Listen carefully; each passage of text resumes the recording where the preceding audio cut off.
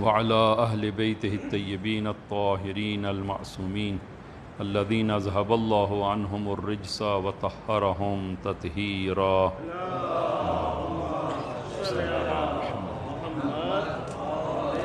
اللهم صل على محمد وآل محمد. اللهم كل وليك الحجة ابن الحسن صلواتك عليه وعلى آبائه في هذه الساعة وفي كل ساعة وليا وحافظا وقائدا وناصرا ودليلا وعينا حتى تسكنه أرضك طوعا وتمتعه فيها طويلا بحق محمد وآله الطاهرين. أما بعد، عظم الله أجورنا بمصابنا بذكرى وفاة سيدنا وحبيبنا ونبينا خاتم الأنبياء والمرسلين، ونسأل الله أن يجعلنا من السائرين على هداه في الدنيا ويرزقنا شفاعته في الآخرة. اللهم صل على محمد وآل محمد. اللهم إنا نشكو إليك فقد نبينا صلواتك عليه وآله وغيبة ولينا وكثرة عدونا وكثرة عدونا وقلة عددنا وشدة الفتن وتظاهر الزمان علينا. وصل على محمد وآل محمد وأعنا على ذلك بفتح منك تعجله وبزر تكشفه ونصر تعظه وسلطان حق تظهره برحمتك یا ارحم الراحمین.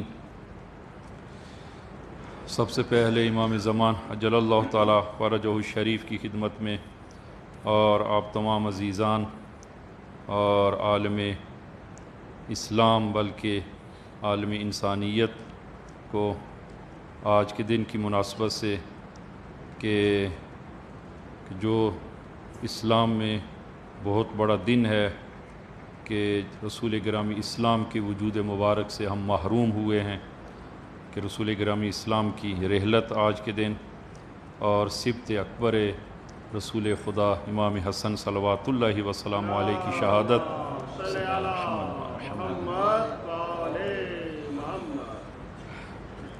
کہ امام زمان کی خدمت میں تعزیت پیش کرتے ہیں اور خداوند عالم سے دعا گو ہیں کہ خداوند عالم ہم سب کو رسول گرامی اسلام اور حضرت امام حسن علیہ السلام کے عزاداران میں سے قرار دے اور رسول گرامی اسلام کی ان تعلیمات اور وہ اسلام واقعی ہم سب کو عنایت فرمائے.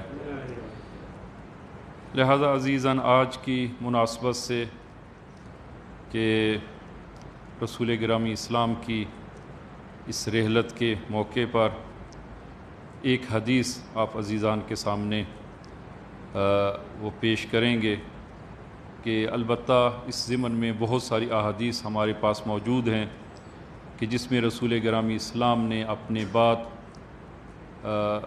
وہ فکر مندی کا اور تشویش کا اظہار کیا کہ روایات میں آیا ہے انی اخاف یا انی اخشى علیکم من بعدی، کہ میں اپنے بعد اپنی امت پر خوف زدہ ہوں اور مجھے اپنی امت کے بارے میں تشویش ہے، مجھے اپنی امت کے بارے میں وہ فکر مندی ہے کہ میری امت ان فتنوں میں مبتلا نہ ہو جائے. اور اس حوالے سے بہت ساری روایات ہمارے پاس موجود ہیں اور رسول گرامی اسلام نے ان فتنوں کی نشاندہی فرمائی کہ میری امت ان فتنوں میں مبتلا نہ ہو جائے. مجھے خوف ہے اور مجھے ڈر ہے اس بات کا کہ یہ فتنے میری امت میں میرے بعد وہ رائج ہو جائیں گے.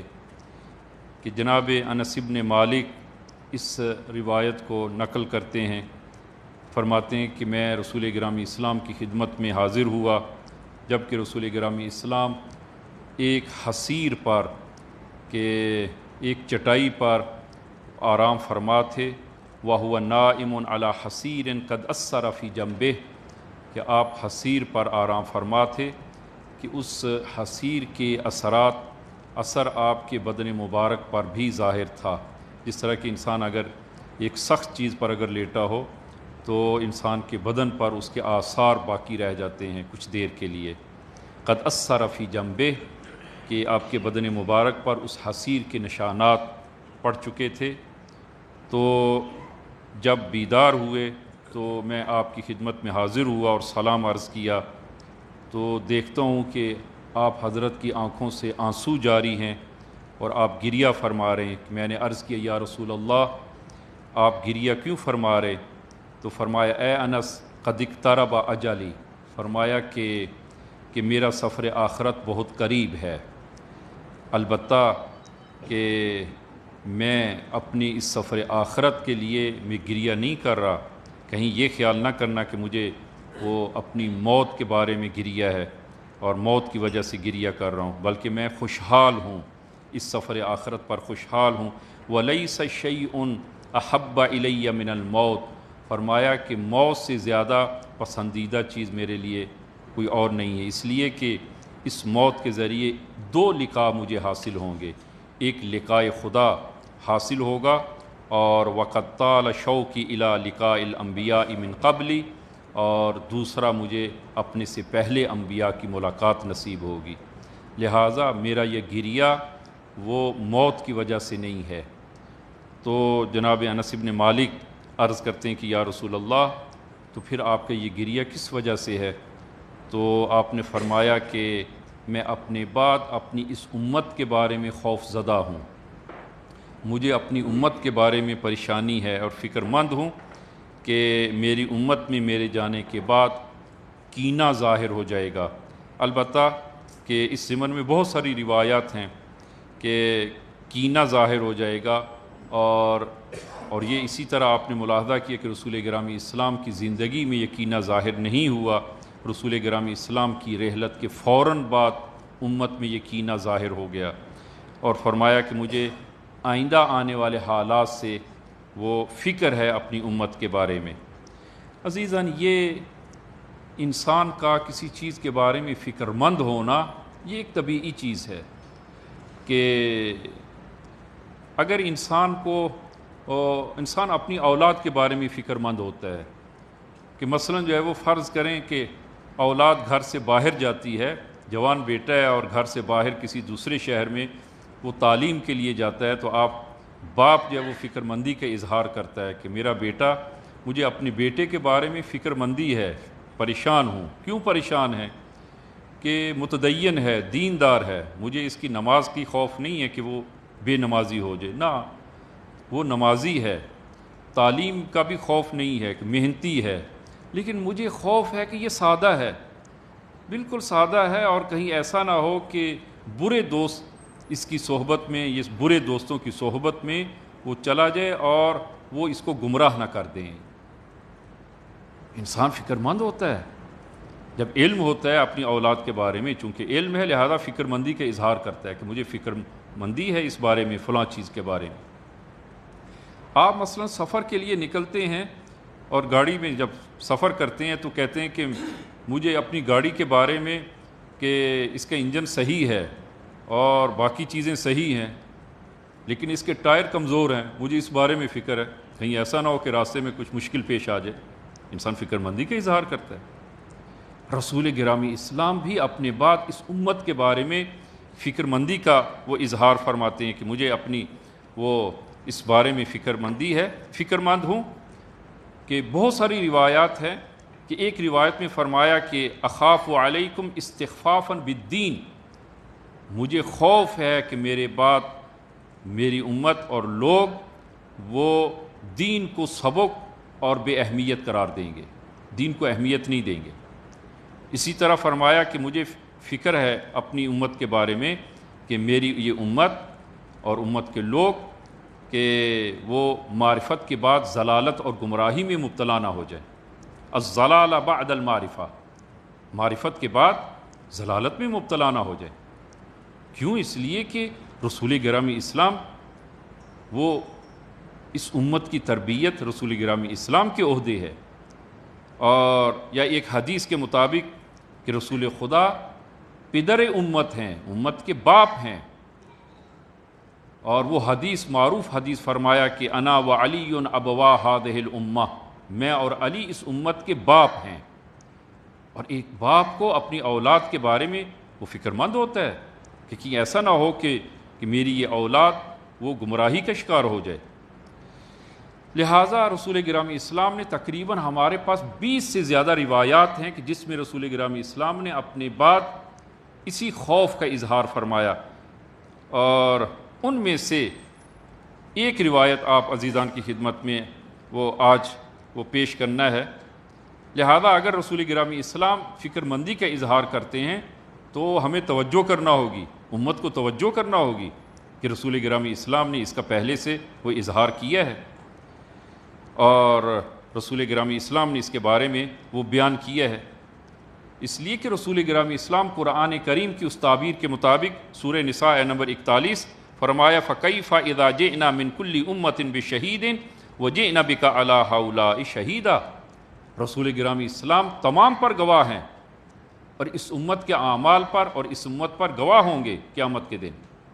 لہذا فکر مندی جو ہے وہ ایک طبیعی چیز ہے کہ رسول گرامی اسلام اپنے بعد فکر مند ہوں۔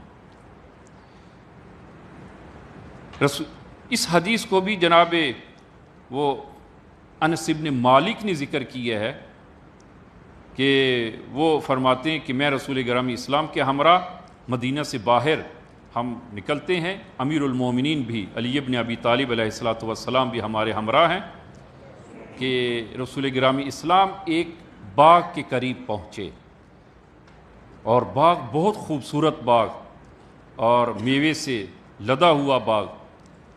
امیر المومنین نے اس باغ کو دیکھا اور عرض کی یا رسول اللہ ما احسن هذه الحدیقہ، یا رسول اللہ کتنا خوبصورت باغ ہے۔ رسول گرامی اسلام نے فرمایا حدیقتک فی الجنتی اجمل، اے علی جنت میں آپ کا باغ اس سے کہیں زیادہ خوبصورت ہے۔ پھر آگے بڑھتے ہیں، ایک دوسرے باغ کے قریب جب پہنچتے ہیں تو پھر امیر المومنین نے رسول خدا کی خدمت میں عرض کیا کہ یا رسول اللہ ما احسن هذه الحدیقہ، یہ کتنا خوبصورت باغ ہے۔ تو رسول گرامی اسلام نے پھر فرمایا کہ حدیقتک فی الجنت اجمل، اے علی آپ کا باغ جنت میں اس سے کہیں زیادہ خوبصورت ہے۔ یہاں تک کہ 7 ان باغات سے گزر ہوتا ہے، اور امیر المومنین نے ہر باغ جب باغ کے قریب پہنچتے ہیں یہی جملہ دہرایا، اور رسول گرامی اسلام نے یہی جواب دیا۔ اور پھر اس کے بعد رسول گرامی اسلام نے امیر المومنین کو اپنے سینے سے لگایا اور گریہ کرنا شروع کیا، اور گریہ کیا، اور پھر جو ہے وہ فرمایا کہ عرض کرتے ہیں یا رسول اللہ آپ پریشان اور گریہ کیوں فرما رہے؟ فرمایا کہ اے علی کہ مجھے تمہارے بارے میں فکر ہے اور فکر مند ہوں کہ میرے بعد یہ امت، اس امت میں تمہارے بارے میں نفاق پیدا ہو جائے گا، نفاق ظاہر ہو جائے گا میرے بعد۔ یہ رسول گرامی اسلام نے فکر مندی کا اظہار کیا امیر المومنین کے بارے میں۔ جناب مرحوم شیخ صدوق علیہ رحمہ اور اسی طرح دیگر بزرگان نے نقل کیا ہے کہ پیغمبر اسلام حضرت زہرا کے گھر تشریف لاتے ہیں اور امام حسن کو دیکھتے ہیں گریہ کرتے ہیں، اور امام حسن ابھی چھوٹے ہیں، گریہ کرتے ہیں اور امام حسن کو اپنی گود میں لیتے ہیں، اور امام حسن کے ہونٹوں سے بوسہ لینا شروع کرتے ہیں اور گریہ کرتے ہیں۔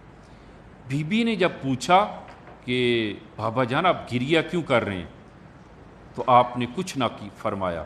جب بی بی نے اصرار کیا تو پھر رسول گرامی اسلام نے فرمایا کہ اے میری بیٹی یہ میرا بیٹا حسن، اس کو زہر دی جائے گی اور زہر کے ذریعے شہید کیا جائے گا، اور اس کے جگر کے ٹکڑے اسی منہ کے ذریعے باہر آئیں گے۔ تشویش کا اظہار کیا پہلے سے۔ اسی طرح رسول گرامی اسلام ایک جنگ میں جناب حضرت عمار اور امیر المومنین علی بن ابی طالب علیہ الصلوۃ والسلام، ابھی جنگ شروع نہیں ہوئی، تو فوج سے ایک طرف نکل کر ایک درخت کے سائے میں جناب عمار اور امیر المومنین وہاں پر سو جاتے ہیں۔ دونوں نے سر اپنے ایک ساتھ کیے اور سو گئے۔ اتنے میں رسول گرامی اسلام وہاں پر پہنچتے ہیں اور جناب عمار کو فرماتے ہیں قم یا ابل یقظان. جناب عمار کی کنیت ابو الیقظان تھی، اور امیر المومنین اور حضرت عمار کے مابین ایک اگرچہ سنی تفاوت کافی زیادہ تھا، 30 سال بڑے تھے جناب عمار امیر المومنین سے، لیکن آپس میں ایک صمیمیت اور ایک محبت بہت زیادہ تھی کہ ایک دوسرے کے ساتھ سر رکھ کر دونوں استراحت اور آرام فرماتے ہیں. اور میں یہ حدیث جو ہے وہ عرض کروں کہ امیر المومنین کے بارے میں جو حدیث آپ سنتے ہیں، جناب عمار کے بارے میں یہ حدیث موجود ہے. رسول گرامی اسلام سے یہ حدیث فرمایا کہ عمار مع الحق کی والحق مع العمار. جو امیر المومنین کے بارے میں حدیث ہے، البتہ ایک فرق کے ساتھ، میں وہ فرق بھی عرض کرتا ہوں. امیر المومنین کے بارے میں علی مع الحق کی والحق مع علی، اور جناب عمار کے بارے میں رسول گرامی اسلام سے یہ حدیث ہے کہ عمار مع الحق کی والحق مع علی. یہاں تک یہ دونوں احادیثیں ایک جیسی ہیں، لیکن جناب عمار اور جناب امیر المومنین میں جو فرق ہے اس حدیث میں، وہ فرق یہ ہے کہ جناب عمار کے بارے میں فرمایا کہ عمار حق کے ساتھ ہیں اور حق عمار کے ساتھ ہے، اور پھر فرمایا کہ یدور عمار مع الحق کی حیث دار الحق.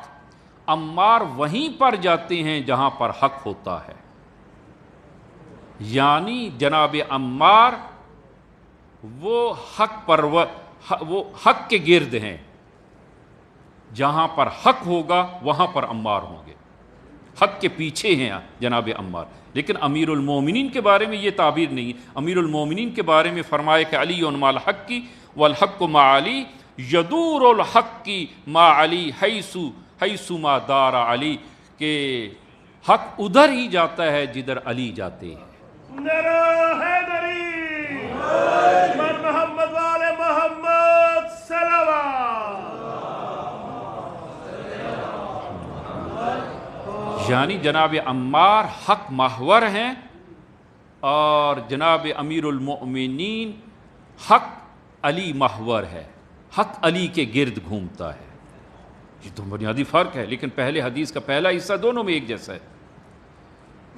رسول گرامی اسلام نے جناب عمار کو بیدار کی قم یا ابل یقظان، تو جناب عمار فوراً اٹھتے ہیں اور رسول گرامی اسلام کی خدمت میں سلام عرض کرتے ہیں اور کھڑے ہو جاتے ہیں، عذر خواہی کرتے ہیں کہ یا رسول اللہ کہ ہم سو رہے ہیں اور آپ یہاں پر تشریف فرما ہیں. امیر المومنین بھی بیدار ہوتے ہیں، اور امیر المومنین کا زمین پر سونے کی وجہ سے سر گرد آلود ہو جاتا ہے. رسول گرامی اسلام نے اپنے ہاتھوں سے اس گرد کو صاف کرنا شروع کیا، اور پھر اسی اثناء میں آپ نے گریہ کرنا شروع کیا. تو عرض کہ یا رسول اللہ کہ آپ گریہ کیوں فرما رہے ہیں؟ تو اس وقت فرمایا کہ یا علی، ایک دن یہی سر وہ ضربت سے شگافتہ ہوگا اور آپ کے سر سے آپ کی یہ داڑھی رنگین ہوگی. امیر المومنین رسول گرامی اسلام نے اپنی زندگی میں یہ تشویش اور یہ اپنی اس فکر مندی کا اظہار مختلف صورتوں میں کیا ہے، مختلف صورتوں میں. اور اس ضمن میں کہ انشاءاللہ اگر موقع ملا آئندہ وہ کچھ جلسات اس حوالے سے جو وہ عرض کریں گے اور بیان کریں گے. لیکن آج جو حدیث آپ عزیزان کی خدمت میں رسول گرامی اسلام نے جو اپنی خوف اور اپنی فکر مندی کا جو اظہار کیا کہ میں اپنی امت کے بارے میں فکر مند ہوں، اور وہ یہ حدیث کہ ان اخوف ما اتخوف علی امتی من بعدی، کہ مجھے اپنے بعد اپنی امت کے بارے میں 3 چیزوں کا خوف ہے. میرے بعد میری امت ان 3 چیزوں میں مبتلا ہو جائے گی. البتہ اس حدیث میں 3 چیزیں بیان کی ہیں. پہلی چیز المقاصب المحرمہ، حرام کی کمائی میں مبتلا ہو جائے گی یہ میری امت. دوسری فرمایا کہ والشہوۃ الخفیہ، اور تیسری چیز والربا. یہ 3 چیزیں رسول گرامی اسلام نے فرمائی کہ مجھے اپنی امت کے بارے میں وہ خوف ہے کہ میری امت میرے بعد ان 3 چیزوں میں مبتلا ہو جائے. کب مبتلا ہوگی یہ آپ نے ذکر نہیں کیا. میرے بعد تا قیامت یہ امت میں یہ چیزیں جو ہیں وہ یہ پیدا نہ ہو جائے. آپ ملاحظہ فرمائیں یہ 3 چیزیں جو اس حدیث میں رسول گرامی اسلام نے فرمائی: المقاصب المحرمہ، حرام کی کمائی، لقمہ حرام، کسب حرام. دوسرا والشہوۃ الخفیہ، کہ پنہانی شہوت، اور جو لوگ نادرست روابط وہ قائم کرتے ہیں خوب اس میں مبتلا ہو جائے گی. اور تیسرا ربا. تو کیا امت آج اس میں مبتلا نہیں ہوئی کہ یہ چیزیں امت میں پیدا نہیں ہوئی؟ اس امت اسلامی جو ہے ان چیزوں میں مبتلا ہوگی. اور رسول گرامی اسلام نے جس خوف کا اظہار کیا کہ میرے بعد یہ میری امت ان چیزوں میں مبتلا نہ ہو جائے، کم و بیش امت میں یہ چیزیں جو ہیں وہ رائج ہو چکی ہیں. پہلی چیز المقاصب المحرمہ، حرام کی کمائی میں مبتلا ہو جائے. مقاصب محرمہ، لقمہ حرام، کسب حرام، حرام کی کمائی. عزیزاً حرام کی کمائی اس کے بہت زیادہ برے اثرات ہیں جو انسان کی زندگی میں وہ پیدا ہو جاتے ہیں اور انسان کی زندگی میں ظاہر ہوتے ہیں. ایک اثر اس لقمہ حرام کا پہلا اثر وہ یہ ہے کہ انسان کا خدا سے رابطہ ٹوٹ جاتا ہے. رابطہ ٹوٹ جاتا ہے. اگر انسان کی کمائی حرام ہو خدا کے ساتھ رابطہ باقی نہیں رہتا، اور انسان کو عبادت سے لذت وہ ختم ہو جاتی ہے. لذت عبادت جاتی رہتی ہے. ممکن ہے انسان نماز پڑھے، روزہ رکھے، لیکن وہ اس نماز سے اور وہ اس عبادت سے لذت محسوس نہیں کرتا. جس طرح کہ ایک انسان مریض ہو جاتا ہے، مریض انسان کا ذائقہ بدل جاتا ہے. اور ممکن ہے کہ ایک غذا، ایک کھانا جو بہت لذیذ ہے اور پسندیدہ کھانا ہے انسان کا، مریض انسان اس کھانے کی لذت کو محسوس نہ کرے. اور اسی طرح آپ ملاحظہ کرتے ہیں انسان جب مریض ہوتا ہے ذائقہ بدل جاتا ہے، انسان اس کھانے کی لذت کے احساس نہیں کرتا. حتیٰ کہ جو ہے وہ اگر کوئی کھانا شیرین ہے، میٹھا ہے، تو ممکن ہے کہ ذائقے کے بدلنے کی وجہ سے وہ کھانا اس کے ذائقے میں میٹھا نہ رہے.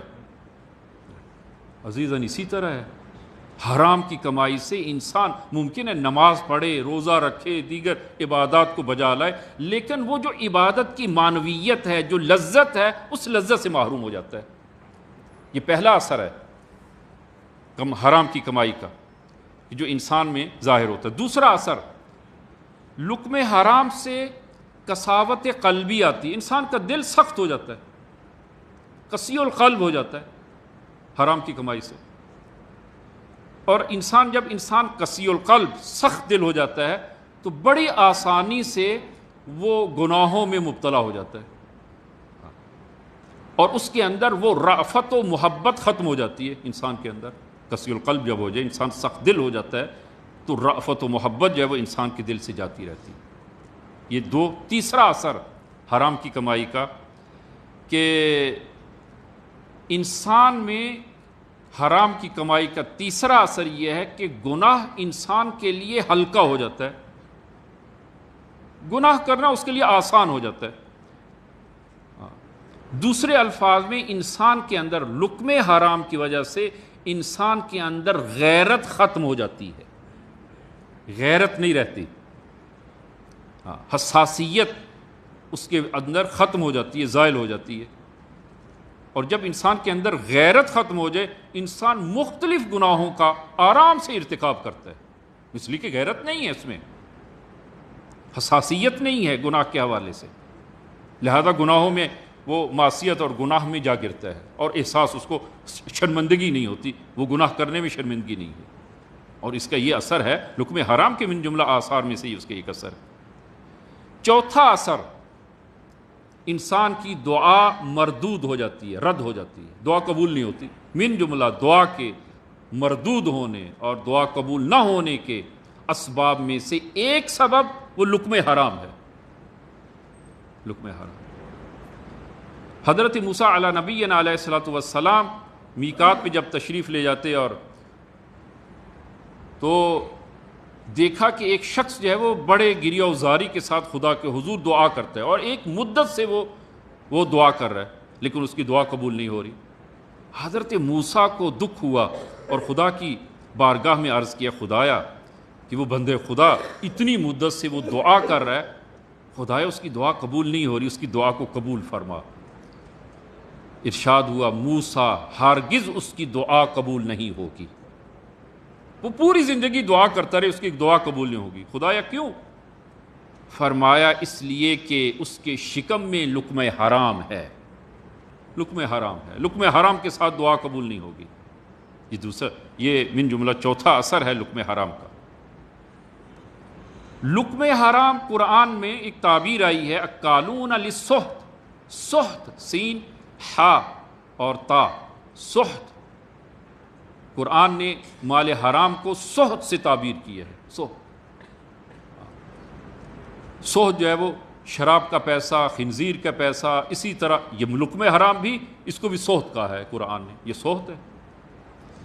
اور من جملہ لقمہ حرام کے آثار میں سے ایک اثر ہے کہ یہ لقمہ حرام انسان کی تکامل، رشد اور ترقی میں مانع بن جاتا ہے، یہ لقمہ حرام۔ ہاں البتہ رشد و ترقی معنوی، وہ اس میں مانع ہے، انسان ترقی نہیں کرتا، رشد سے اور ہدایت سے انسان محروم ہو جاتا ہے۔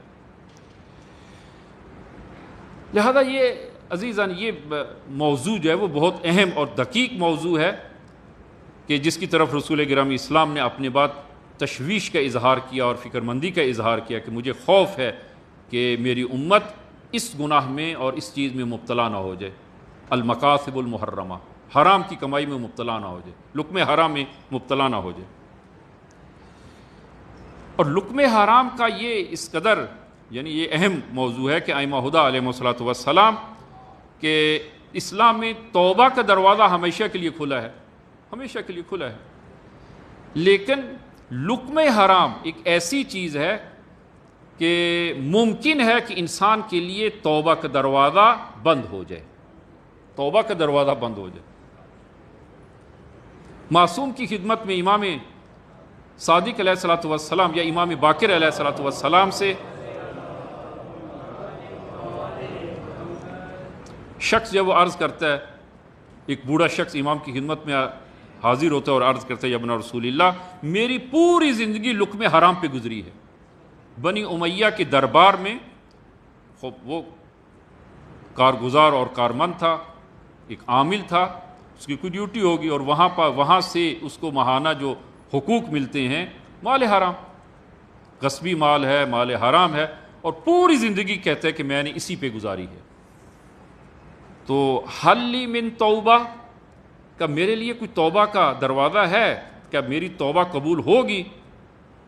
تو امام رأفت و محبت فرمایا لا، تمہاری توبہ نہیں ہے، تمہاری توبہ نہیں ہے، ہاں ایک صورت میں تمہاری توبہ قبول ہے، حتی تؤدی الی کل ذی حق حقہ، جس کا حق کھایا ہے اس کو حق واپس کرو، پھر تمہاری توبہ قبول ہے، اس کے علاوہ تمہاری توبہ قبول نہیں ہے۔ جب تک صاحب حق کا حق ادا نہیں کرو گے تمہاری توبہ قبول نہیں ہے۔ مال حرام، خوب عزیزاً، مال حرام، حرام کی کمائی کیا ہے؟ اب جو ہے وہ کہ انسان جو ہے وہ یہ اس قدر اہم موضوع ہے اور رسول گرامی اسلام نے اپنی رحلت سے پہلے وہ اس کی طرف فکر مندی کا اظہار فرمایا۔ حرام کی کمائی، حرام مال کیا ہے؟ عزیزاً حرام مال فقط چوری کرنا، ڈکیتی کرنا، کسی کے ساتھ فراڈ کر کے مال کو حاصل کرنا، یہ تو بالکل حرام ہے، لیکن فقط حرام یہ نہیں ہے کہ انسان وہ کسی کا مال چوری سے وہ ہتھیائے تو وہی حرام ہے، نا عزیزاً، یہ بھی حرام ہے۔ امام صادق صلوات اللہ وسلام علیہ سے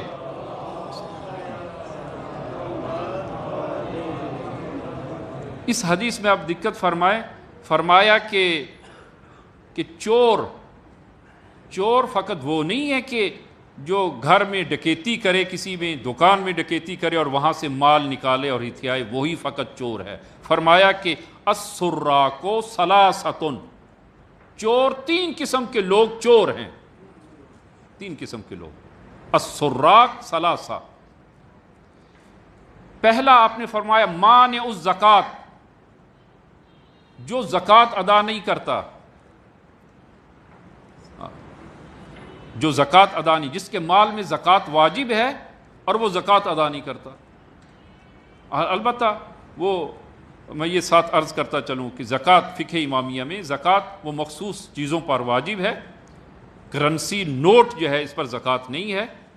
مخصوص چیزیں گندم، جو، چنا، کشمش، کھجور، اور اسی طرح انعام ثلاثہ، بھیڑ بکریاں، گائے بھیڑ بکریاں بھینسیں وغیرہ، البتہ اس کی اپنی شرائط ہیں، ان شرائط اگر وہ پوری ہوں تو اس صورت میں۔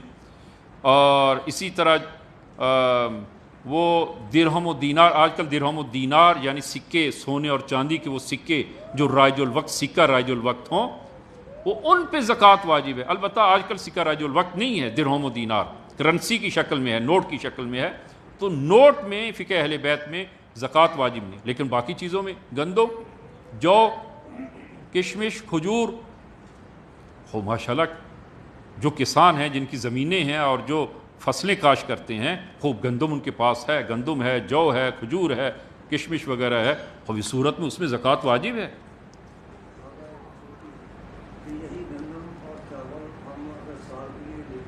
نہیں، اس میں نہیں ہے نا، جو خرید کر آپ گندم جو خریدتے ہیں گھر کے لیے اس میں زکوٰۃ نہیں ہے۔ ہاں، جو گندم آپ خود فصل کاشت کرتے ہیں، آپ اپنی زمین ہے کاشت کریں یا آپ نے ٹھیکے پہ زمین لی یا گندم کاشت کرتے ہیں، اس میں زکوٰۃ واجب ہے۔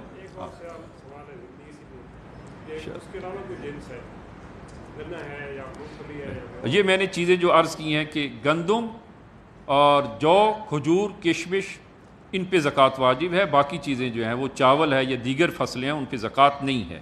یہ مخصوص چیزیں جو عرض کی ہیں انہی میں زکوٰۃ واجب ہے۔ البتہ اس کے خاص شرائط ہیں، ابھی وقت نہیں کہ میں وہ تفصیلاً جو ان شرائط کو جو ہے وہ عرض کروں۔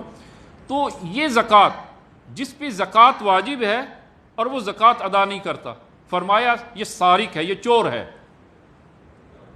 اسلام کی نگاہ میں چور فقط وہ نہیں ہے کہ جو کسی کے گھر میں ڈکیتی کرے اور وہی چور ہے، فرمایا یہ بھی چور ہے جس پہ زکوٰۃ واجب ہے ادا نہیں کرتا، جس پہ خمس واجب ہے ادا نہیں کرتا، فرمایا سارق، یہ چور ہے۔ یہ حقوق جو اسلام نے واجب قرار دیے ہیں اور انسان کے مال میں جو خداوند عالم نے انسان کو مال دیا ہے اور اس میں یہ حقوق واجب ہیں، اور جس پر وہ حقوق واجب ہو جائیں، زکوٰۃ ہے، خمس ہے، یہ جو شخص ادا نہیں کرتا، فرمایا کہ اسلام کی نگاہ میں فرمایا یہ سارق ہے۔ امام صادق فرماتے یہ سارق ہے۔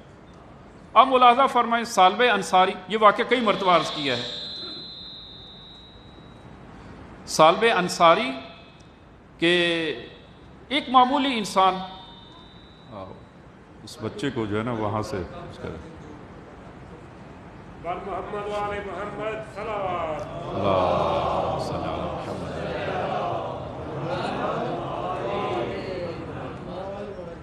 متوسط انسان رسول گرامی اسلام کی خدمت میں عرض کرتے یا رسول اللہ آپ دعا فرمائیں کہ خداوند عالم مجھے مالدار کر دے۔ فرمایا کہ اے سالبہ تم جس حالت میں ہو یہی اچھی حالت ہے تمہارے لیے، یہی بہتر ہے۔ اصرار کرتا ہے۔ اسلام عزیزاً مالداری وہ ناپسندیدہ چیز نہیں ہے کہ جو مالدار ہے اسلام کی نگاہ میں وہ ناپسند انسان ہے، نا، مالداری ناپسندیدہ چیز نہیں ہے، لیکن انسان مالدار ہو لیکن ظرفیت بھی رکھتا ہو، بے ظرفیتی وہ ناپسندیدہ ہے۔ اور اسلام آپ ملاحظہ فرمائیں کہ دین میں جناب سلیمان نبی خوب مالدار تھے، لیکن کیا فرماتے تھے کہ ھذا من فضل ربی، یہ خدا کا فضل ہے، یہ خدا کی عطا ہے۔ اور قارون کے پاس بھی مال ہے لیکن ظرفیت نہیں رکھتا تھا، تو یہی مال لے کر اس کو زمین بوس اس نے کر دیا، زمین میں دھنس گیا یہی مال لے کر، ظرفیت نہیں رکھتا۔ جناب حضرت ختیجہ مالدار تھیں لیکن ظرفیت بھی رکھتی تھی، پورا مال اسلام اور دین کی راہ میں خرچ کر دیا۔ لہذا مالداری اسلام میں ناپسندیدہ نہیں ہے، لیکن مالدار جب ہے تو ظرفیت بھی ہونی چاہیے، ظرفیت ہونی چاہیے۔ تو اکثر جو ہے وہ یہی ہوتا ہے، مالدار جب انسان ہو جائے ظرفیت ختم ہو جاتی ہے، ظرفیت نہیں ہوتی۔ ان الانسان لیطغی ان رآہ استغنی، انسان تھوڑا سا مالدار ہوتا ہے اپنے پروردگار کے خلاف طغیان کرنا شروع کر دیتا ہے، باغی ہو جاتا ہے اپنے پروردگار کے خلاف، باغی، انا ربکم الاعلی کا نعرہ بلند کر دیتا ہے۔ تو رسول گرامی اسلام نے فرمایا کہ اے صالبہ تمہاری جو حالت ہے یہی بہتر ہے. اصرار کیا. رسول خدا نے فرمایا کہ میں دعا کرتا ہوں. رسول خدا نے دعا کی، البتہ اس نے وعدہ کیا. اور جو وہ سورہ توبہ میں آج 2-3 آیات اسی بارے میں نازل ہوئی ہیں، اور وعدہ کہ یا رسول اللہ میں مالدار ہو جاؤں، میں انفاق کروں گا، غریبوں کی مدد کروں گا، واجب حقوق ادا کروں گا، اور وہ سارے وعدے کیے. لیکن جب خداوند عالم نے اسے مالدار کیا، اس کے ایک چچا کا بیٹا فوت ہو جاتا ہے اور اس کا وارث یہی ہوتا ہے، اور وہ سارا مال اس کو مل جاتا ہے. اس نے اس مال سے مال مویشی خریدے. مدینہ میں مال مویشی اتنے زیادہ ہو گئے کہ مدینہ میں اس کے رکھنے کی جگہ تنگ پڑ گئی، اور اس نے مدینہ سے باہر ایک آج کی اصطلاح میں ایک بڑا ویلا جو ہے اس نے وہ خریدا، اور وہاں پر مال مویشی کو منتقل کیا. اب مسجد میں رسول خدا کے پیچھے نماز جماعت ختم ہو گئی. پہلے ہفتے میں 1 دفعہ، پھر مہینے میں 1 دفعہ، اور پھر یہ حال ہوا کہ رسول خدا کا فقط احوال پرسی، جب قافلے وہاں سے گزرتے رسول خدا کی احوال پرسی کرتا، رسول خدا کیسے ہیں، کیا حال ہے رسول خدا کا. اتنے میں آیہ زکوٰۃ نازل ہوئی. رسول خدا نے مامورین کو بھیجا کہ جو صالبہ سے زکوٰۃ لے کر آؤ، اس لیے کہ اس پر زکوٰۃ واجب ہے. مامورین آتے ہیں، زکوٰۃ کا مطالبہ کرتے ہیں. کہتے ہیں زکوٰۃ کیا ہے، ہم یہودی تھوڑے ہیں کہ جو ہم جزیہ دیں. کہا کہ نہ، جزیہ الگ چیز ہے، زکوٰۃ الگ ہے.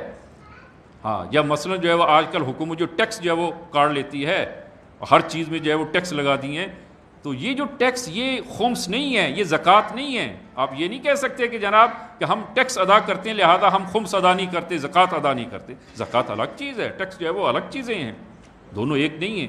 کہا کہ ہم یہودی ہیں جو جزیہ دیں. کہا کہ یہ قرآن کا اور خدا کا حکم ہے جو مسلمانوں پر ان شرائط میں زکوٰۃ واجب ہو جاتی ہے، اور تمہارے مال میں یہ شرائط موجود ہیں، زکوٰۃ ادا کرو. اس نے زکوٰۃ کا انکار کر دیا کہ میں زکوٰۃ، اگر خدا کا حکم بھی ہے میں زکوٰۃ نہیں دیتا. مرتد ہو جاتا ہے. مرتد ظرفیت نہیں رکھتا، اس کے پاس ظرفیت نہیں ہے. یہ پہلی چیز جس کو رسول خدا نے فرمایا کہ جو مال حرام. دوسری چیز کہ جو مال حرام میں ہے اور سارق، ہاں بات ہماری جو ہے وہ سراق، 3 قسم کے جو ہے وہ چور ہیں. سراق و ثلاثہ مانع الزکوٰۃ، جو زکوٰۃ اور خمس بھی اسی حکم میں آتی ہے.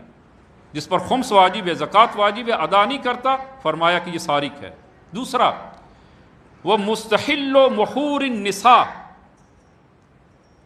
کہ دوسرا شخص، دوسری قسم چوروں کی، چور وہ ہے کہ جو اپنی بیوی کے مہر کو حلال سمجھے اور بیوی کا مہر ادا نہ کرے. یہ چیزیں بھی بعض کو ابھی دیکھنے میں آتی ہیں. بہت بڑا مہر لکھ دیا جاتا ہے جب نکاح ہوتا ہے، نکاح فارم میں بھی، اور جو ہے وہ سیگا ہم جاری جب کرتے ہیں تو اس میں مہر جو معین کیا جاتا ہے، لاکھوں میں وہ مہر جو ہے وہ لکھ دیا جاتا ہے. خوب اگر کسی کی نیت یہی ہے کہ ہم مہر کو زیادہ لکھ دیتے ہیں تاکہ بیٹی والے خوش ہو جائیں، ادا کس نے کرنا ہے؟ ہم نے ادا کہاں کرنا ہے؟ فرمائے یہ سارق ہے، سارق ہے، یہ چور ہے. مہر مرد کی گردن پر واجب ہے اور قرض ہے، اس کو ادا کرے. اول جو ہے وہ دیکھ سوچ کر مہر کو، البتہ ہمارے ہاں وہ افراط و تفریط ہے. ہاں، مہر جو ہے وہ خاتون کی حیثیت کے مطابق جو ہے وہ مہر معین ہونا چاہیے. وگرنہ آج کل جو مہر جو وہ معین کیا جاتا ہے، اب بھی جو ہے وہ بعض اوقات دیکھنے میں آتا ہے کتنا مہر، 500 روپیہ، 5000 روپیہ. عزیزاً یہ مہر جو ہے وہ یہ افراط ہے، یعنی بہت کم ہے. یہ 5000 یا ہمارے مومنین جو ہے وہ 5، 12، 14. یہ بی بی دو عالم کا جو مہر رسول گرامی اسلام نے جو معین کیا اس دور میں جو مہر تھا عام طور پر وہ 3 قسم کی روایات ہیں: 400 درہم، 450 درہم، 500 درہم. اور 500 درہم تقریباً جو ہے وہ بنتی ہے وہ 1200 گرام چاندی. درہم چونکہ چاندی کے ہوتے ہیں، 1200 گرام چاندی، اور 1200 گرام چاندی آج کے ریٹ کے مطابق 2 لاکھ سے زیادہ ہے، تقریباً 2 لاکھ یا اس سے کم و بیش ہے. یہ حقمار عام رائج تھا. وہ 5000 حقمار جو ہے وہ، البتہ میں وہ یہ نہیں کہتا ہوں کہ حتماً جو ہے وہ اتنا ہی ہونا چاہیے، لیکن افراط و تفریط نہیں ہونی چاہیے. اور اگر کسی کی نیت ہے کہ مہر کو ادا نہیں کرنا، لکھ دیا جائے. اور کون سا ہم نے ادا کرنا ہے؟ فرمایا یہ سارق ہے، یہ سارق، یہ چور ہے. مہر مرد شوہر کی گردن پر ہے، اور اگر شوہر فوت ہو جائے اور اس نے مہر ادا نہ کیا ہو اور اپنے بعد وہ مال جو چھوڑ جاتا ہے، تو اس مال میں سب سے پہلے خاتون کے مہر کو ادا کیا جائے اور پھر باقی مال کو وہ اولاد میں ارث کے طور پر تقسیم کیا جائے۔ یہ قرض ہے شوہر کی گردن پر، لہذا اپنی زندگی میں جنہوں نے بڑے مہر رکھے ہیں، یا تو وہ رضایت اس سے لے لیجئے زوجہ سے کہ وہ معاف کر دے، یا پھر وہ ادا کیا جائے، ان شوہر کی گردن پر ہے۔ البتہ خواتین جو ہیں وہ مہر کو اگر معاف کر دیں وہ الگ مسئلہ ہے، اور اس کی فضیلت بھی ہے کہ رسول گرامی اسلام صلی اللہ علیہ وآلہ وسلم سے یہ حدیث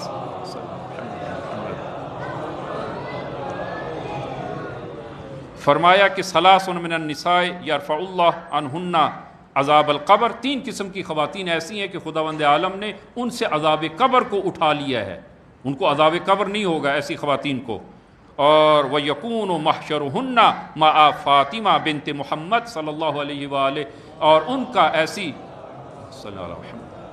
ایسی خواتین کا حشر و نشر وہ میری بیٹی فاطمہ کے ساتھ ہوگا، وہ میری جنت میں میری بیٹی فاطمہ کے ہمراہ ہوں گی۔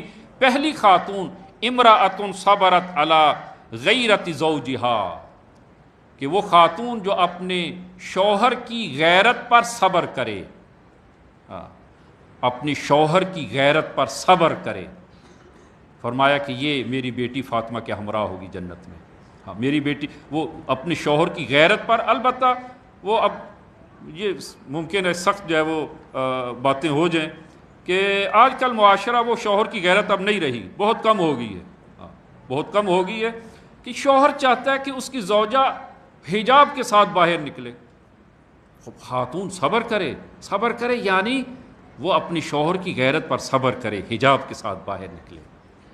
شوہر جو ہے وہ اگر روکتا ہے کہ ایسی مخلوط محافل میں اپنی زوجہ کو جانے سے روکتا ہے، صبر کرے، اپنی شوہر کی اطاعت کرے، شوہر کی غیرت پر صبر کرے۔ پہلی خاتون امرأۃ صبرت علی غیرت زوجہا۔ دوسرا وامرأۃ صبرت علی سوء خلق زوجہا، وہ خاتون جو اپنے شوہر کی بدخلقی پر صبر کرے۔ البتہ اس کا مطلب یہ نہیں ہے کہ بدخلقی شوہر کریں، نہ، اگر کوئی شوہر بدخلق ہے تو وہ اپنے شوہر کی بدخلقی پر صبر اگر کرے، فرمایا کہ قیامت کے دن یہ میری بیٹی فاطمہ کے ہمراہ ہوں گی۔ اور تیسری قسم وامرأۃ وہبت صداقہا لزوجہا، کہ وہ خاتون کہ جو اپنے شوہر کو حق مار معاف کر دے، فرمایا کہ یہ بھی قیامت کے دن وہ بی دو عالم کے ساتھ ہوں گی۔ یعطی اللہ کل واحدۃ منہم ثواب الف شہید، اور خداوند عالم ان خواتین میں سے ہر ایک کو 1000 شہید کا ثواب عنایت کرے گا۔ وَيَكْتُبُ لِكُلِّ وَاحِدَةٍ مِّنْهُمْ عِبَادَةَ سَنَةٍ، اور 1 سال کی عبادت اس کے نامہ اعمال میں درج کرے گا۔ لیکن حق مار خاتون کا حق ہے، اس کو ادا کیا جائے۔ اور جو مستحل و محور النساء، یہ شخص بھی جو خواتین کے حق مار کو اپنے لیے حلال سمجھے اور ادا نہ کرے، فرمایا یہ سارق ہے۔ تیسرا استدانہ بغیر نیت الادا، فرمایا کہ جو تیسری قسم سارق کی وہ ہے کہ جو شخص قرض لے اور واپس کرنے کی نیت نہ رکھتا ہو۔ ہاں، دوسرے سے قرض لے اور واپس کرنے کی نیت نہیں ہے، کہا میں نے کب دینا ہے اس کو، قرض لے لیا ہے، واپس کرنے کی نیت نہیں ہے، فرمایا یہ بھی سارق ہے، یہ بھی چور۔ تو پہلی قسم مقاصد محرمہ، عزیز یہ سب کے سب مقاصد محرمہ ہیں، حرام کمائی ہے، لقمہ حرام ہے۔ اور رسول خدا فرمایا کہ مجھے اپنے بعد وہ لقمہ حرام کے بارے میں وہ خوف ہے۔ اور امیر المومنین صلوات اللہ وسلام علیہ محمد آپ کا ایک مخصوص تازیانہ ہوتا تھا کہ جب آپ ظاہری خلافت پر فائز ہوئے تو وہ تازیانہ ہاتھ میں لیتے اور بازار کوفہ میں آتے اور آ کر بلند آواز سے وہ تجار کو، تاجروں کو وہ پکارتے، اس لیے کہ عزیزاً بازار تجارت بہت اہم ہے، اور بہت سارے اصحاب ائمہ وہ تاجر تھے، دکاندار تھے، اور یہی کام جو ہے وہ کرتے تھے کہ جس طرح کہ جناب محمد ابن ابی عمیر ہیں، اسی طرح مومن طاق ہیں، میثم تمار ہیں، خرمہ فروش تھے جناب میثم تمار۔ التاجر الصدوق، معصوم سے روایت ہے کہ یحشر یوم القیامت مع الشہداء، جو سچا تاجر ہے قیامت کے دن وہ شہداء کے ساتھ اٹھایا جائے گا۔ تجارت جو ہے وہ نہایت اہم ہے۔ التجارت تزید فی العقل، تجارت انسان کی عقل کو بڑھاتی ہے۔ تو امیر المومنین وہ تازیانہ ہاتھ میں لیتے اور بازار میں آتے اور بلند آواز سے فرماتے یا معشر التجار قدموا الاستخارہ، کہ فرمایا کہ اے تجار، اے تاجرو، سب سے پہلے وہ استخارہ کرو، طلب خیر کرو۔ عزیزاً یہ ایک نکتہ بھی میں ساتھ عرض کرتا چلوں کہ آج کل جو استخارہ رائج ہے وہ قرآن سے یا تسبیح سے، یہ پہلے یہ استخارہ اس قسم کا رائج نہیں تھا، بہت کم تھا۔ البتہ لوگ معصومین کے پاس آتے تھے، استخارہ جو ہے وہ ہوتا تھا، بہت کم ہوتا تھا۔ یہ جو روایات میں استخارے کا ذکر ہوا ہے، اس سے استخارہ وہ قرآن اور تسبیح والا استخارہ مراد نہیں ہے جو امیر المومنین نے فرمایا کہ استخارہ جو ہے وہ ہمارے ہاں آج کل جو رائج ہو چکا ہے کہ استخارہ، ہر بات پہ استخارہ، جو کام بھی کرنا چاہ رہے ہیں پہلے استخارہ کریں۔ عزیزاً استخارے کے یہ مورد نہیں ہے، پہلے آپ غور و فکر کریں، جو آپ کام کرنا چاہتے ہیں اس کے فوائد اور نقصانات کو پہلے آپ دیکھیں، جو اہل لوگ ہیں ان سے آپ مشورہ لیں، اور پھر آپ وہ غور و فکر کرنے کے بعد پھر آپ ایک نتیجے تک پہنچتے ہیں، تو اس نتیجے اس پر خدا پر وہ توکل کریں اور اس کام کو جو ہے وہ انجام دیں۔ عقل کو آپ معطل نہ کریں، عقل سے جو ہے وہ بالکل تعطیل کریں عقل کی، اور استخارہ جو ہے وہ کی اور کام شروع کر دیا۔ استخارہ تحقیق کی جگہ نہیں لیتا، پہلے تحقیق کریں، تحقیق کرنے کے بعد اگر آپ کسی نتیجے تک نہیں پہنچ سکتے پھر جا کر آپ استخارہ کریں، وگرنہ استخارے کا مورد، اکثر جو استخارے ہوتے ہیں یہ بے مورد ہیں، ان کا مورد ہی نہیں ہوتا۔ لہذا قرآن میں جہاں پر بھی آپ نکالیں گے کوئی نہ کوئی صفحہ تو نکلے گا، کچھ نہ کچھ تو نکلے گا، اور پھر جو ہے وہ بعد میں کہتے ہیں ہم نے استخارہ کیا اور جو ہے وہ استخارے کی صورت میں یہ وہ برعکس اس کا نتیجہ نکلا ہے، ہم نے کام شروع کیا ہمیں نقصان ہو گیا۔ پہلے آپ تحقیق تو کریں، تحقیق کرنے کے بعد اگر آپ کسی نتیجے تک نہیں پہنچتے، شادی کرنا چاہتے ہیں پہلے تحقیق تو کریں۔ تحقیق کسی صورت میں بھی استخارہ تحقیق کی جگہ نہیں لیتا، اور یہ امیر المومنین کی یہ حدیث جو طولانی حدیث ہے، اس میں بھی امیر المومنین نے فرمایا قدموا الاستخارہ، یعنی یہ نہیں فرمایا کہ آپ دکان کھولنے سے پہلے استخارہ کریں کہ دکان آج کھولوں یا نہ کھولوں، فلاں کو جو ہے یہ چیز میں بیچوں یا نہ بیچوں، نہ عزیزاں، یہ استخارے سے یہ مراد نہیں ہے قطعاً۔ استخارہ یعنی خدا سے طلب خیر کریں، دعا کریں، خدا سے طلب خیر کریں، یہ استخارے سے مراد جو ہے یہ، اور اس کا طریقہ بھی روایات میں وارد ہوا ہے کہ استخیر اللہ خیرتن فی عافیہ، کہ وہ 100 مرتبہ آپ اس ذکر کو پڑھیں کہ خدایا میں تجھ سے خیر طلب کرتا ہوں کہ اس کام میں مجھے عافیت عنایت فرما، اس میں مجھے خیر عنایت فرما، اور اس کام کی ابتدا میں بھی خیر، اور یہ کام خیر سے انجام پائے اور اختتام تک پہنچے۔ استخیر اللہ خیرتن فی عافیہ، یہ آپ نے فرمایا کہ یا معاشر التجار قدموا الاستخارہ، پہلے سب سے پہلے جب کام کرنا شروع کرتے ہو خدا سے طلب خیر کرو، اور پھر فرمایا وتبرکوا بالسہولۃ، اور آسانی کے ساتھ اپنے گاہک کے ساتھ، جو گاہک آتے ہیں ان کے ساتھ آسانی سے پیش آئیں، سہلوا وتبرکوا بالسہولہ، سہولت کے ساتھ اپنے مال کو بابرکت کریں، تبرکوا بالسہولہ، کہ چند ایک موارد آپ ملاحظہ کریں کہ سہولت، کہ رسول گرامی اسلام جو فرماتے ہیں کہ بعثت بالشریعۃ سمعۃ السہلہ، کہ مجھے آسان دین دے کر وہ مبعوث کیا ہے، میں آسان دین لے کر آیا ہوں۔ اسی طرح جو ہے وہ تجارت میں لین دین میں فرمایا کہ وہ ایک دوسرے کے ساتھ سختی نہ کریں، ایک دوسرے کے ساتھ آسانی اور سہولت کے ساتھ جو ہے وہ پیش آئیں۔ اور کچھ چیزوں میں اسلام نے سہولت کا حکم دیا ہے، سخت گیری نہ کی جائے، کچھ چیزیں جو ہیں وہ، ایک تو خرید و فروخت میں سہولت سے کام لیں، آسانی کے ساتھ، قیمت کے وہ بڑھاؤ چڑھاؤ میں وہ آسانی کریں، البتہ ممکن ہے یہ باتیں جو ہے وہ سب کے ساتھ مربوط نہ ہو، لیکن جو ہے وہ بالآخر انسان وہ کچھ نہ کچھ جو کام کرتا ہے، وہ اگر تجارت کرتا ہے تو اس میں یہ اصول اسلام نے جو دیے ہیں تاکہ انسان کا مال بابرکت ہو، اسلام میں انسان کا مال وہ اس میں خیر اور برکت جو ہے وہ آئے۔ اور فرمایا، البتہ آپ نے دیکھا ہے بعض لوگ جو ہے وہ دکانوں پہ لکھا ہوتا ہے کہ یک کلام یک دام، وہ اس قسم کا جملہ جو ہے وہ ہوتا ہے، ہاں یک کلام، یعنی بھاؤ جو ہے وہ ریٹ جو ہے وہ اوپر نیچے بالکل نہیں ہے۔ فرمایا نا آسانی سے سہولت سے جو ہے وہ ان اللہ یحب سہل الشرا، جو فرمایا کہ خداوند عالم خرید و فروخت میں آسانی چاہتا ہے، آسانی ہونی چاہیے خرید و فروخت میں۔ یہ ایک دوسری چیز جو اسلام میں، کہ اسلام میں سہولت در احکام، اسلام نے احکام میں سہولت دی ہے، سہولت، اس کو اپنے آپ اپنے اوپر سخت نہ کریں۔ میں اس کی سادہ مثال آپ عزیزان کی خدمت میں عرض کروں کہ رسول گرامی اسلام 750 گرام 3 پاؤ سے وضو فرماتے تھے، اور تقریباً جو ہے وہ 3 کلو پانی سے غسل فرماتے تھے، 3 کلو پانی سے۔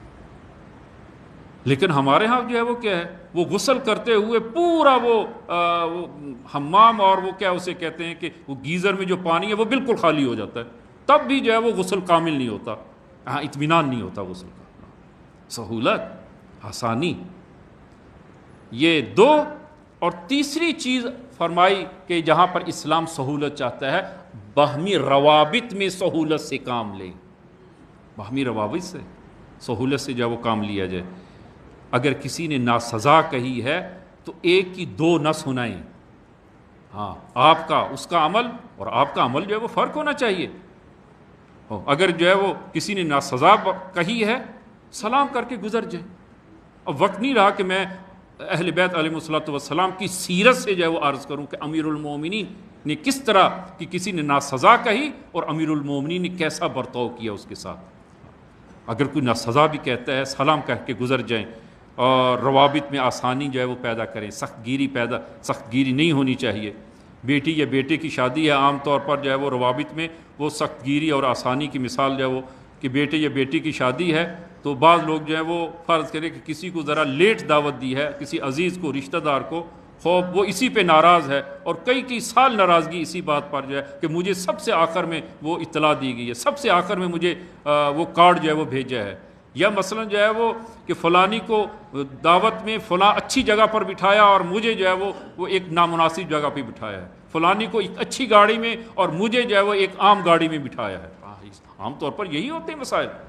سخت گیری نہ کی جائے، روابط میں آسانی پیدا کی جائے، اور ان چیزوں کو بہانہ نہ بنایا جائے کہ جس کے نتیجے میں وہ سختی جو ہے وہ پیدا ہو عزیز و اقارب کے مابین۔ فرمایا کہ یہ دین آسان دین ہے، لوگوں کے ساتھ لین دین میں اور اسی طرح احکام میں، اسی طرح عمومی لوگوں کے ساتھ روابط میں آسانی اور سہولت سے کام لیں کہ انشاءاللہ خداوند عالم ہم سب کو توفیق عنایت فرمائے۔ بسم اللہ الرحمن الرحیم، قل هو اللہ احد اللہ الصمد لم یلد ولم یولد ولم یکن لہ کفوا احد۔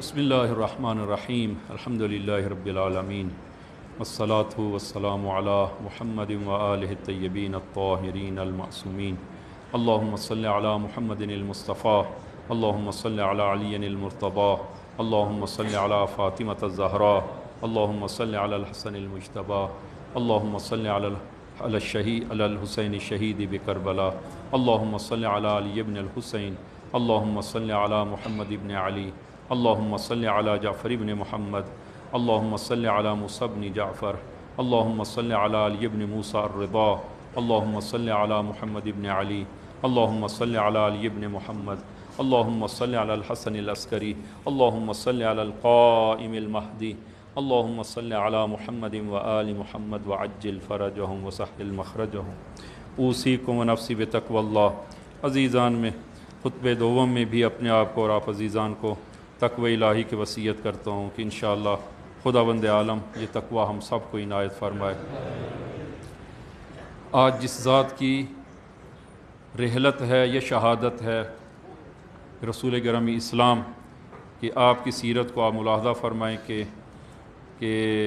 آپ کی عظمت اور بزرگی کو بیان کرنا وہ ہمارے بس کی بات نہیں ہے، کہ فقط اتنا ہی کہ اس عالم میں خداوند عالم کے بعد جو پہلی ذات ہے، خداوند عالم کے بعد وہ رسول گرامی اسلام کی ذات ہے، کہ آج کہ جن کی ہم امت ہیں وہ رسول خدا آج کے دن رحلت ہوئی ہے، اور آپ قرآن کریم میں آپ کے اخلاق اور کردار کے بارے میں آپ ملاحظہ فرمائیں کہ فرمایا وَإِنَّكَ لَعَلَىٰ خُلُقٍ عَظِيمٍ، آپ خلق عظیم کے مالک تھے۔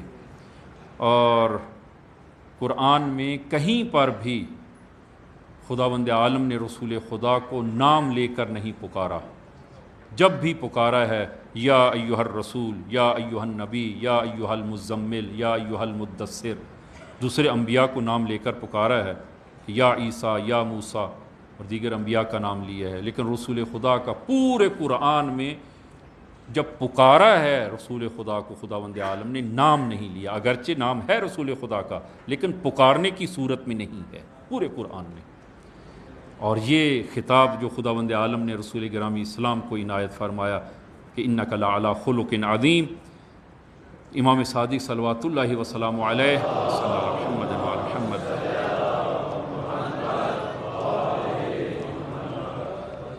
کہ آپ خلق عظیم کے مالک ہیں، تو یہ امتیاز خداوند عالم نے رسول خدا کو ایسے ہی عطا نہیں کیا، بلکہ رسول خدا کو حکم دیا خداوند عالم نے کہ آپ اے میرے حبیب یہ تین کام کریں، کہ سورہ اعراف آیہ نمبر 199 میں فرمایا کہ خذ العفو وأمر بالعرف وأعرض عن الجاہلین، اے میرے حبیب یہ تین کام کریں، اور یہ تین کام بہت سخت کام تھے جو رسول خدا کے لیے، کہ اور حدیث میں موجود ہے کہ جب یہ حکم آیا تو رسول خدا نے جناب جبرائیل سے کہا کہ اے میرے بھائی جبرائیل کہ یہ تین حکم بہت سخت ہیں، کہ رسول خدا کہ خذ العفو، کہ جن لوگوں نے وہ آپ کو ستایا ہے اور آپ کے حق میں ظلم کیا ہے، اور اگر وہ توبہ کرتے ہیں فرمایا ان کو معاف کریں، یہ بہت سخت ہے